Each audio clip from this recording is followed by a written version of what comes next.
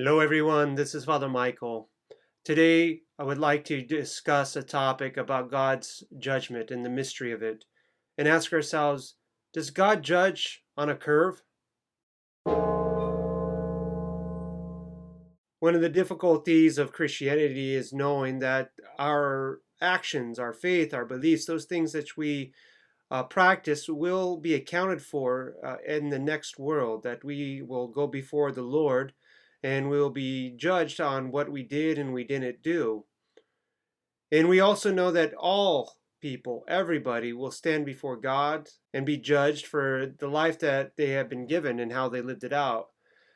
And we oftentimes want to judge everybody through the lens that we are received in the church, but that would not be a just thing. And what I would like to do is present a short story from the writings of Abba Dorotheos of Gaza about the mystery of God's judgment.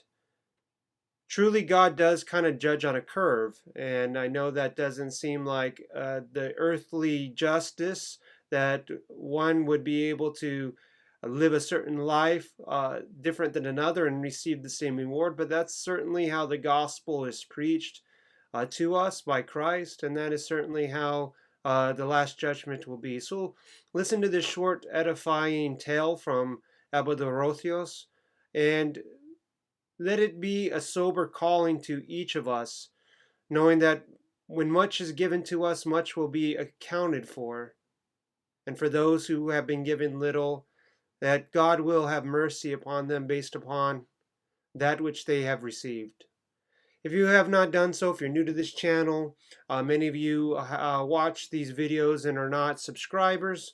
If you're new, please do subscribe below. Make comments in the channel. It helps the algorithm so that these videos will show up more in your feed, and so that you can be edified by them. God bless you all.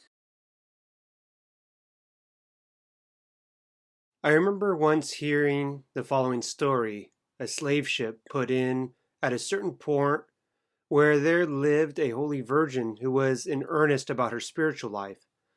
When she learned about the arrival of the ship, she was glad, for she wanted to buy a small serving maid for herself.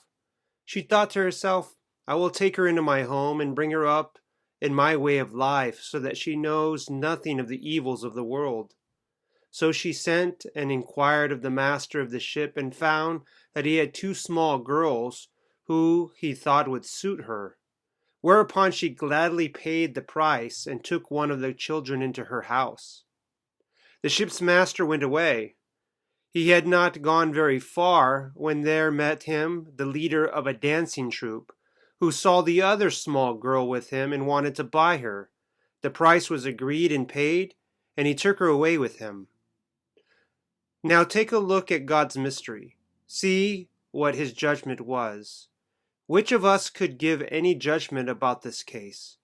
The Holy Virgin took one of these little ones to bring her up in the fear of God, to instruct her in every good work, to teach her all that belongs to the monastic state and all the sweetness of the holy commandments of God. The other unfortunate child was taken for a dance troupe, to be trained in the works of the devil. What effect would teaching her this orgiastic dancing have, but the ruin of her soul? What can we have to say about this frightful judgment? Here were two little girls taken from their parents by violence. Neither knew where they came from. One is found in the hands of God, and the other falls in the hands of the devil. Is it possible to say what God asked from one he asked also from the other? Surely not. Suppose they both fell into fornication or some other deadly sin. Is it possible that they both face the same judgment, or that their fall is the same?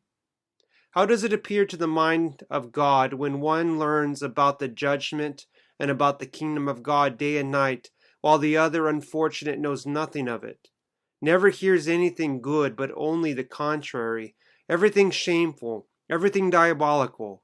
How can he allow them to be examined by the same standard? Wherefore a man can know nothing about the judgments of God. He alone is the one who takes account of all and is able to judge the hearts of each of us, as he alone is our master.